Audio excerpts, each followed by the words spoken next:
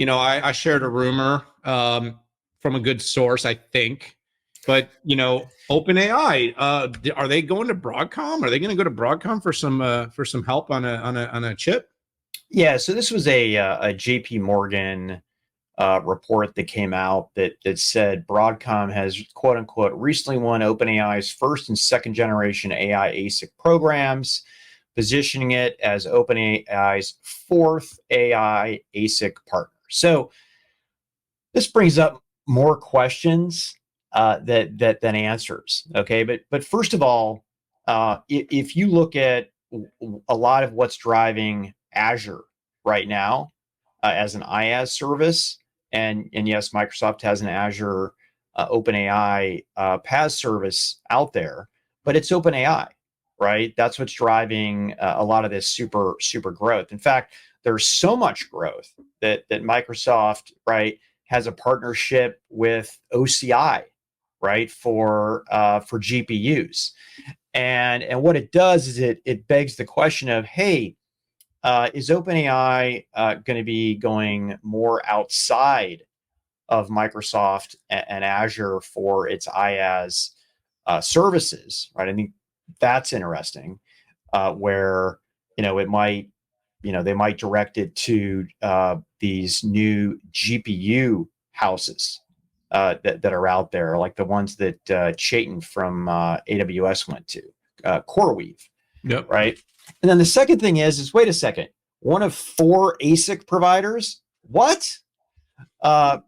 If you remember, right, the big cameo picture shot with Jensen from NVIDIA was him dropping off the first Blackwell GPU system, or at least that's what the tweet said, or the photo said. It was with Jensen and Sam Altman.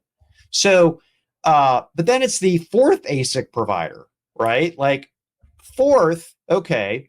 I know that right, Broadcom is the clear leader in this, right? I think Charlie had said $10 billion for XPU this year, moving to 11, and the rest, they're picking up on networking. I think the overall was 50 billion for AI. And by the way, that 10 billion number to 11 is just going to absolutely catapult. So you have Broadcom, and then the other player in here could be Marvell, right? Marvell is absolutely in the hunt. Broadcom did say it had another consumer play at their AI Investor Day, but I got to tell you, I had teed that up as Apple, right? They called it a consumer play, and maybe that's just Broadcom's way of putting it, or Meta, right? Apple or Meta. I wasn't thinking OpenAI. So you've got Broadcom, you've got Marvell.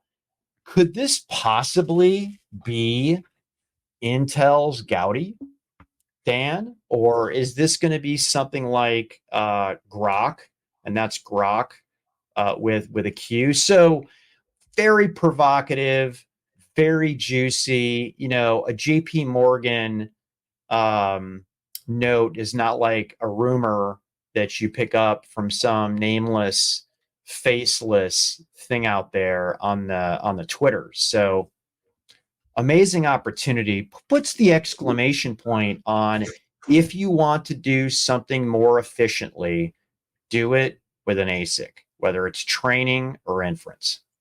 And Pat, one of the things that's really interesting too is that these sort of TPUs and XPUs are they're not flexible like GPUs, but they're not, you're seeing the logic cores and the combinations of head nodes and logic cores being created where they can be they're not like so narrow that you can only you're seeing like what we've heard about Gemini being trained up entirely on like people did not think that was really plausible. Exactly. And now you're seeing mega, builds happening on XPUs.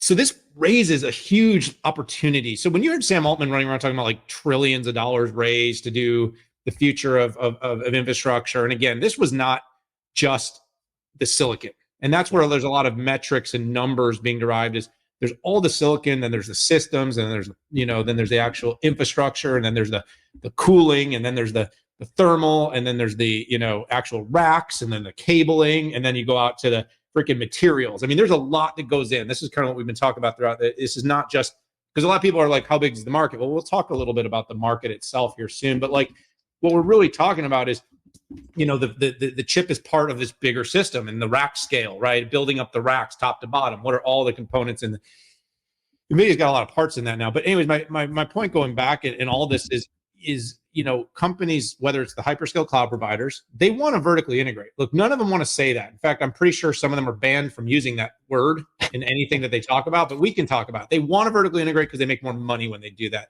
Also, they want to own their own silicon and silicon design. It's a differentiator, Pat. It's kind of like the data in generative AI. Having their own silicon, their own design is differentiating. I mean, part of Google's prowess and why it's been able to power up so much into the AI era has been it was doing this for a long time.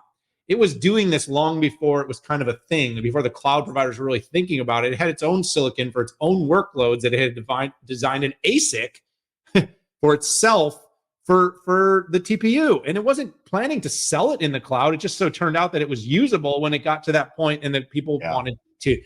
So, I mean, Pat, you kind of mentioned this. Broadcom is the 800-pound gorilla here. Marvell is the the next up right now. They're fighting for a handful of key designs.